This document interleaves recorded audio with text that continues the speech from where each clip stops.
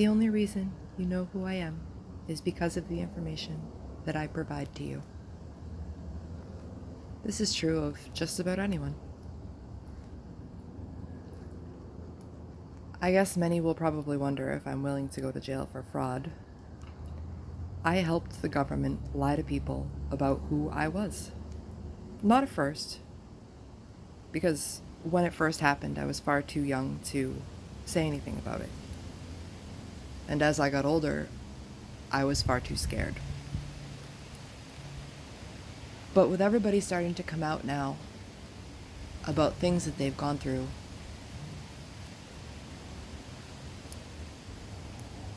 I feel like maybe I'd like to share my story. So basically, I helped the government lie to people about who I am. Not at first, but eventually I did find out. I connected the dots.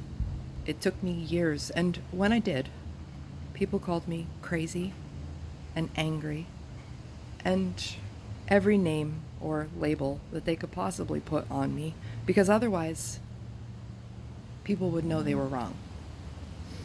Well, the other day, I kind of figured it out. I've done it. And this is a pretty big achievement. I have figured out that I must be a secret. I was conceived in a town called Templeton, grown and nourished in a town called Gardner. I was delivered at a memorial hospital because, like my incubator, I was experiencing some trauma. My mother tried to care for me, but her situation, her surroundings, made it impossible for healthy growth.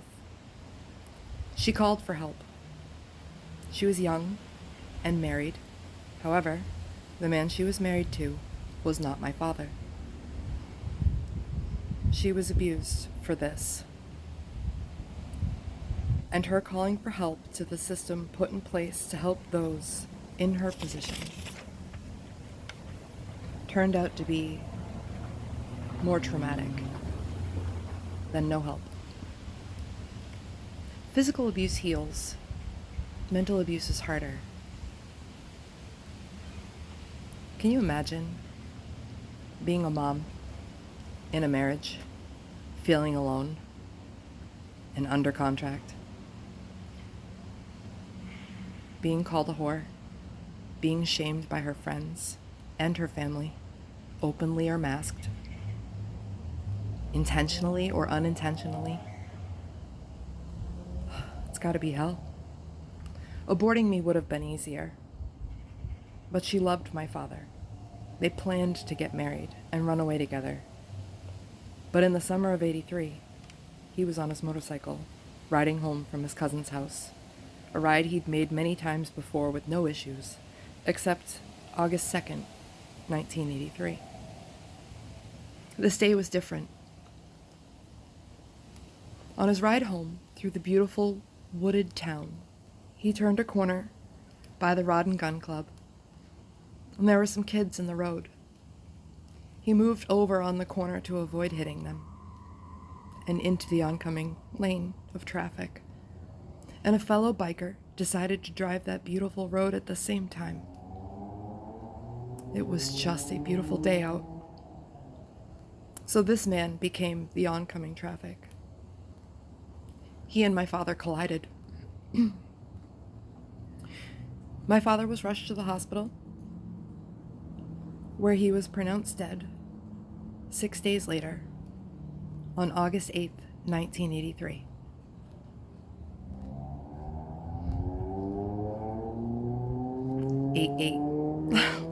Eight Lionsgate. For anybody who is spiritual, the energy shifts are anyway. So Easter of 1984, I was adopted by an educated family from what they called the right side of the tracks. By they, I mean those who served at the time in the place that my mother called to get help. I was adopted by an educated family, and I was raised on a farm.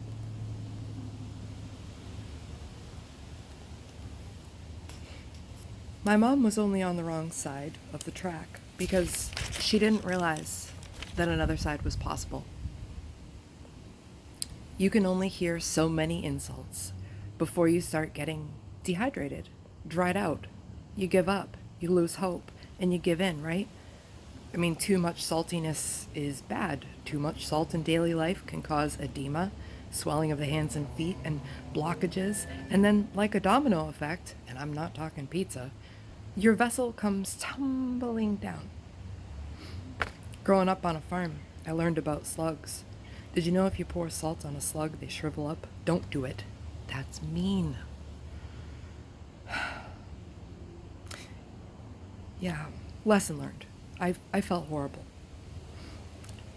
And I learned that absolute power corrupts absolutely. Save the slugs. They have a purpose. Anyway, I'm all done storytelling for the night. I have to do this in sections. I thought about it today, and I thought that justice is just ice. It's like having ice in a cup. It just is. It's only halfway done without pouring the drink of emotion or the satisfaction over the ice to fill the cups. And some people may have a different taste. But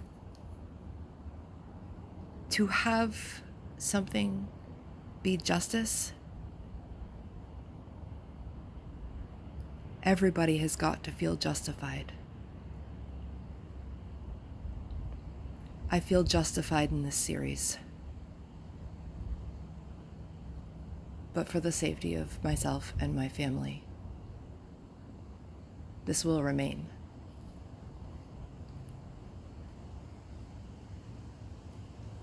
a secret until I bring it up. Because, yeah. Thank you very much for coming in and watching. I really appreciate it. Take care, guys.